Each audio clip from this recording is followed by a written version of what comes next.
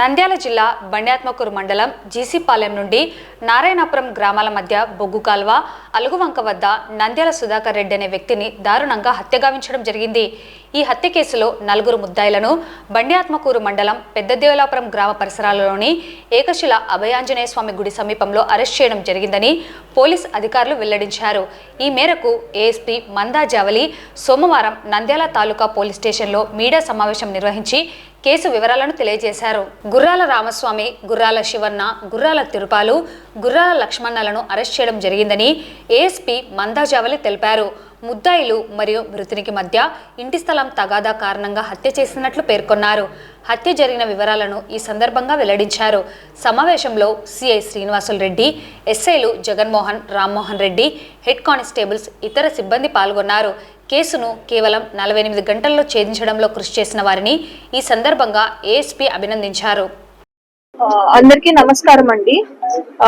ఈ నెల 22వ తేదీన ఉదయం సుమారు 8 గంటల ప్రాంతంలో బండాత్మకూరు మండలంలో జీసీపాలెం నుండి నారాయణపురం గ్రామాల మధ్యన బొగ్గు కాలం వద్ద నంద్యాల సుధాకర్ రెడ్డి అనే అతను హత్యకు గురి కాబడ్డాడు. ఈ రోజు ఈ కేసులో ఉన్న ముద్దాయిలు 4 ముద్దాయిలను మేము పెద్దదేవలాపురం గ్రామం వద్ద పట్టుకోవడం జరిగింది. ఈ కేసు వివరాలు ఇలా ఉన్నాయి. నేరస్తులు 4 పేర్లు గుర్రాల రామస్వామి, గుర్రాల శివన్న, గుర్రాల తిరుపాలు, గుర్రాల లక్ష్మణ. వీళ్ళు 4 తండ్రి కొడుకులు. వీళ్ళకి ఈ హత్య ఎందుకు చేయబడిందంటే 2015వ సంవత్సరం నుంచి వీళ్ళకి ఒక 6 సెంట్ల భూమి గురించి వీళ్ళకి వివాదం అనేది నడుస్తూ ఉంది. ఈ వివాదం గురించి సుధాకర్ రెడ్డి ఎవరైతే హత్యకు గురి కాబడ్డాడో అతను సివిల్ కోర్టును ఆశ్రయించడమైనది.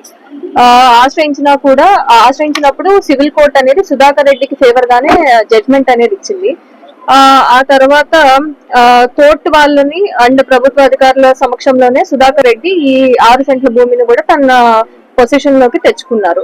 సో ఇది దృష్టిలో పెట్టుకొని అండ్ కోర్టుని ఆశ్రయించినా కూడా లేకపోతే తర్వాత అధికారులను ఎవరిని ఆశ్రయించినా కూడా సుధాకర్ రెడ్డికి ఫేవర్ గానే వస్తుంది, భూమి అనేది సుధాకర్ రెడ్డికే వెళ్ళిపోయిందని ఇతనికి వీళ్ళకి ఎప్పటి నుంచో ఈ గురించి కొంచెం గ్రడ్జెస్ ఉన్నాయి.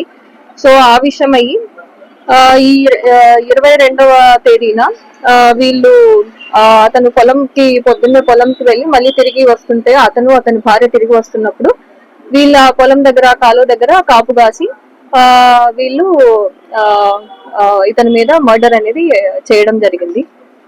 సో ఈ రోజు ఈ 4 పట్టుకోవడం జరిగింది. వితిన్ 48 అవర్స్ మేము ఈ కేసుని ట్రేస్ చేసాము.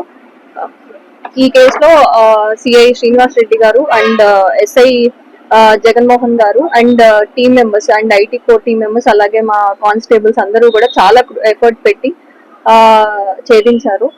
సో ఇందుకు వీళ్ళని అభినందిస్తున్నాను.